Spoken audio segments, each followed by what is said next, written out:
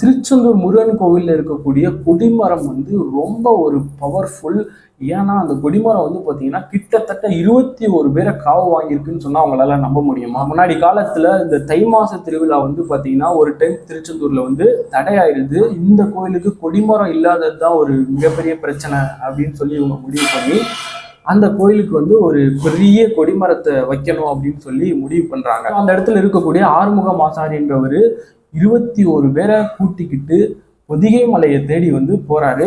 போற வழியில வந்து பாத்தீங்கன்னா ஒரு அம்மன் கோயில்ல வந்து சாமி கும்பிட்டுட்டு போறாங்க. அந்த அம்மன் கண்ணில் வந்து பாத்தீங்கன்னா கண்ணீரா வருது.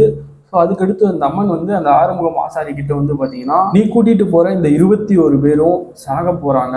ஸோ இந்த விஷயம் அவங்களுக்கு தெரியக்கூடாது. ஸோ அந்த மாதிரி அந்த அம்மன் சொல்லியும் இவருக்கு வந்து ரொம்ப பயமாயிருது. ஸோ போற வழியில வந்து பார்த்தீங்கன்னா இவரோட முஸ்லீம் நண்பர் மாந்திரிகம் தெரிஞ்சவரை வந்து கூட வந்து கூட்டிட்டு போறவர் எந்த ஒரு இதுவும் நடக்கக்கூடாது அப்படின்னு சொல்லிட்டு. ஸோ காட்டுக்குள்ள போறாங்க, நிறைய தேடுறாங்க, எங்கேயுமே வந்து பார்த்தீங்கன்னா அந்த மரமே கிடைக்கல. கடைசியா ஒரு பெரிய மரத்தை பார்க்குறாங்க, சந்தன மரம்.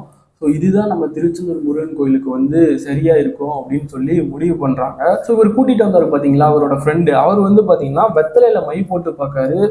ஸோ இந்த மரத்துல வந்து பாத்தீங்கன்னா சுடலை மாடன் அண்டு 21 தேவாதி தேவர்கள் இருக்கிறாங்க அப்படின்னு சொல்லி ஆறுமுகம் கிட்ட சொல்றாரு. ஆறுமுகமும் ரொம்ப யோசிக்கிறாரு. நிறைய இடத்துல இன்னும் தேடி பார்க்குறாங்க, எங்கேயுமே வந்து பாத்தீங்கன்னா கிடைக்கல.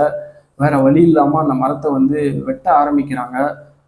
ஸோ வெட்ட ஆரம்பிக்கையும் கோடாறு வந்து திருப்பி இவங்க தலையவே வெட்டிடுது. ஸோ இந்த மாதிரி 21 பேர் வந்து பார்த்தீங்கன்னா வெட்டுப்பட்டு இறந்துடுறாங்க.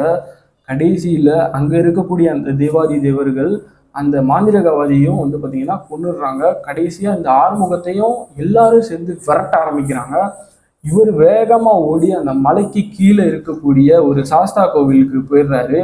ஸோ அதுக்கப்புறம் இந்த ஆறுமுகம், சாஸ்தா, சுடலை மாடன், அந்த தேவாதி தேவர்கள் இவங்களுக்குள்ள அந்த நடக்கிற ஒரு பெரிய பேச்சுவார்த்தை வந்து பார்த்தீங்கன்னா ஆறுமுகமுக்கு வந்து சாதகமாக முடிஞ்சிருது.